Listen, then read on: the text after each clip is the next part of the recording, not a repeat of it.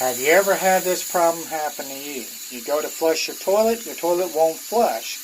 Then you hear this weird seeping noise coming from it. So then you open up your toilet lid and you look in there, and this is what you see. You have no water, and all at once you notice that there's some type of water draining from your intake water valve. And then you're thinking, what do I do about this? Well, today I'm going to show you what you do about this whole thing, and I'm going to show you the clues to how to figure out what the diagnosis is and how to fix it without calling an expensive plumber to take a good look at it. Okay, now so we got a better look at the picture of what's going on here. We can obviously see that we can see a lot of water seeping out right here. It's going down into the tank. And as you can see, it's slowly filling this tank, but nowhere near to the level that it needs to go. Why is that? Well, here's our diagnosis for the problem. We know that we're not overflowing because there's nothing here. We know that we're not losing anything into our seal right here where the water comes out. And we know we've got a huge leak right here. As you can see, water is seeping out here. I pull the lever, it stops. Let it down, it's just seeping and not filling up the tank at all the way it should be filling up. So, problem is right here. And I'm going to show you right now how to fix that. But first, before we do any of this, we have to turn the water off to the tank. Now, to turn the water off on any toilet, you're going to find the cold water valve going to it. And in this particular case, here it is, right here. You just grab and you turn it counterclockwise until it completely turns off. Otherwise, if you try to attempt anything, it would just spew everywhere. Now, as you can see right here, here's the floater, here's the attachments to adjust the floater of how high it needs to go for the water to fill the tank without overflowing. And this is fairly simple. This entire thing turns counterclockwise to take it off. But right now, I'm going to show you the inside of this and what's causing a lot of this issue. So, I'm going to turn the water on for just a second and open this up. That way you can see it with your own eyes. So, when I turn the water on, you can hear it going crazy. And this just pops off. It don't take a whole lot. Just grab it, and there it is. See it? See how it's just spewing everywhere? On the other side of this arm, there is a seal with a needle. It should be sealing up, but it's not. I'm going to show you that seal right now. Okay, now here we go. First of all, we take the pin loose that adjusts the floater to keep it where it needs to be. And secondly, all we got to do is turn this counterclockwise until we hear it snap, and when we do that, then we can take the seal loose to see if it has any issues. Now here we go. Here's how this looks. This is your entire issue right here.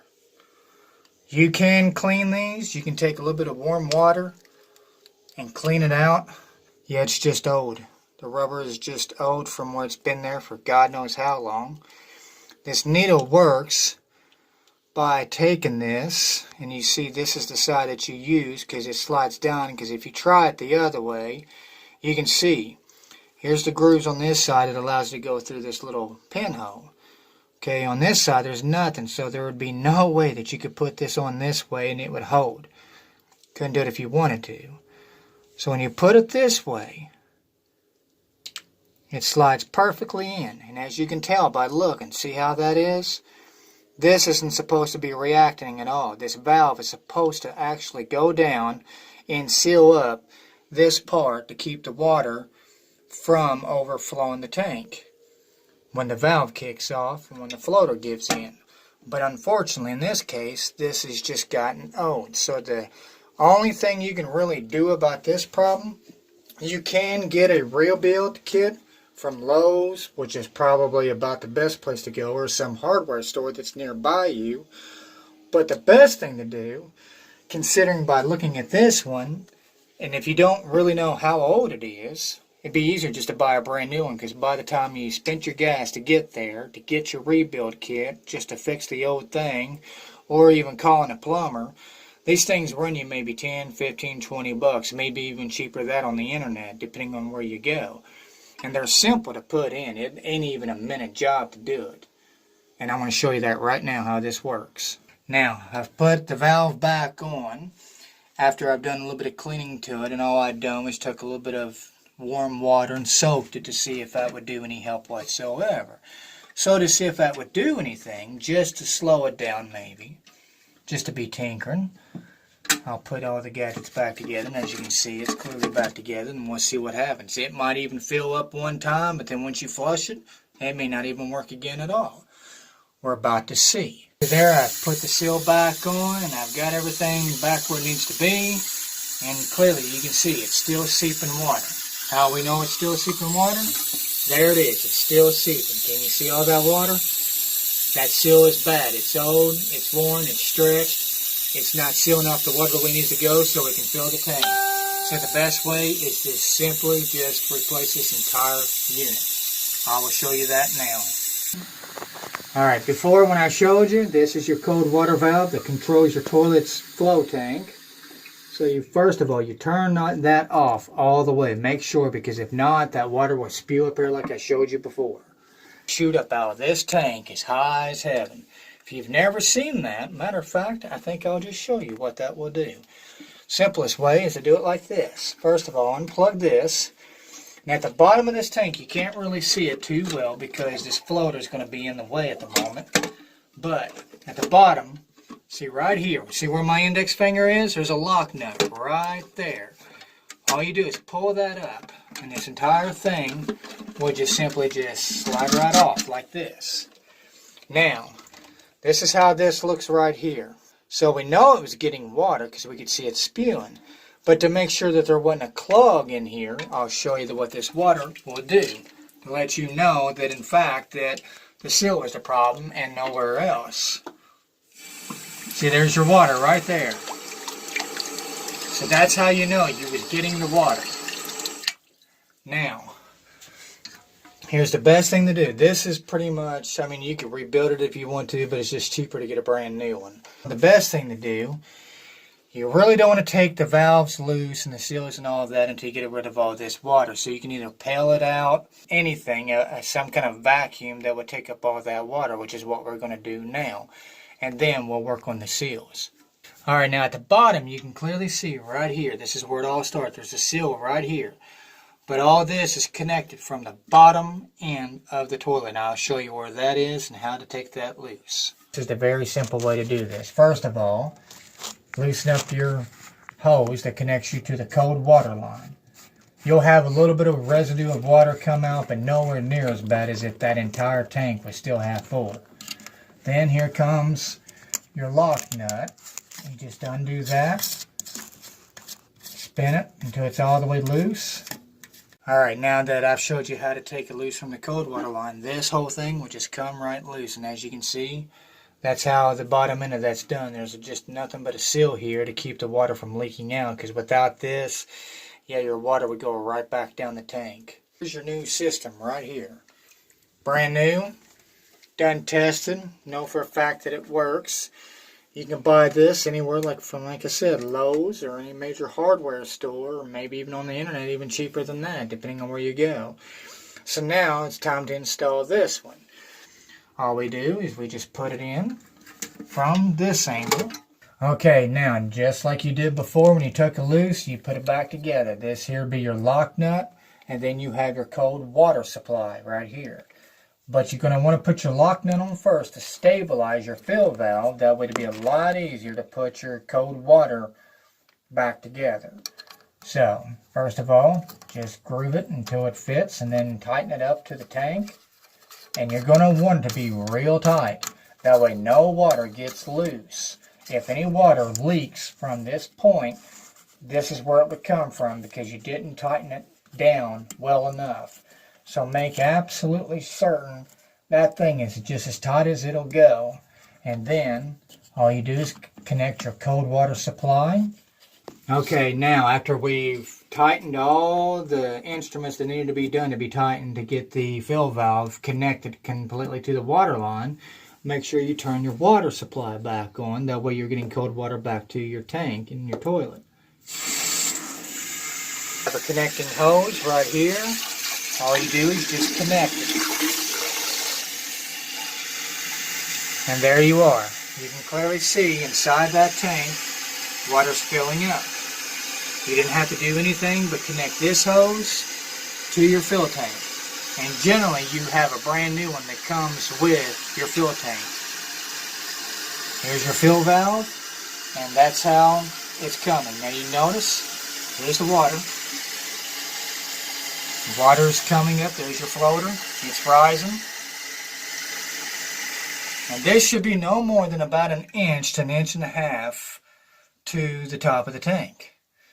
Otherwise it will overflow into your output, and there you'll go. You'll be draining water using more than needed. So now let's test to see if this works. We flush it, which is your arm going from your lever down here to your, well, down here to the lever, and there you go.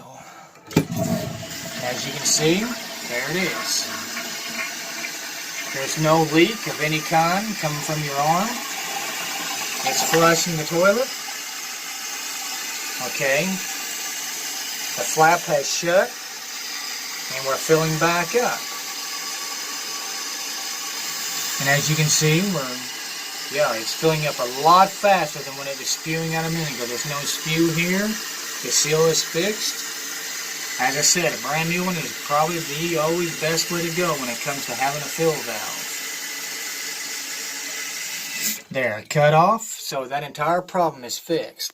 But most of the time, 99% of the time you look, you see this ring down here at the bottom of this flap. See that orange ring? Well, that orange ring right here is your seal. Most of the time, that's what goes wrong, and it causes water to seep out your tank. Like that. Now, other times, if you've got this floater way too high or way too low, like this, water's going to climb right here until it reaches up here. If you've got this adjustment set way too low, and when it gets that high, it's going to carry over, just as you see it doing right here, and it's going to leak back inside, just like it's doing, which it should not do that. And see how it's draining back off? That's the reason why. It's way too high. That would be set too high. So if it's that high, adjust this clockwise to tighten it up and counterclockwise to lower your floater. But generally they come at the correct adjustment, so you shouldn't need to really do anything with that. And as you see, all the water's going down the tank.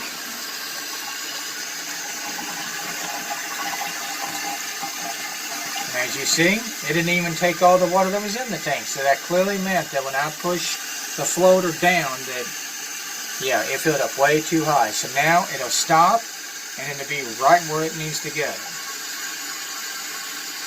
And this was nothing more than just a 5-minute job. It stopped you from having to call a plumber that would have been very expensive if he would have told you the correct information. It stopped you from spending an armload of money going from a hardware store to get a seal that may have worked, because most of the time they make those things universal and you're not really sure if it's going to fit precisely or not. Then you may have to go back and get something else. But as you can see, the toilet is now fixed. Now this is the box that it came in. This is what the brand new one was. There was an instruction manual. You got ideas on the side from every kind of thing you could possibly think of you would need for a toilet. This is the particular brand name of the whole thing, and as you can see, it clearly works fine with this particular unit. You can buy converter kits to switch this stuff out to a whole different kind if you want to, but it's just best to try to find what works. But as you can clearly see, all the adjustments is right where they need to be. You got detailed instructions that tells you how it works, what to do, how to fix it, without a whole lot of an issue, and even step by step to say this is what you do. So the only complication here would be is just not knowing how to do this. But then, anytime you want to look on a YouTube channel to find out, there's always that.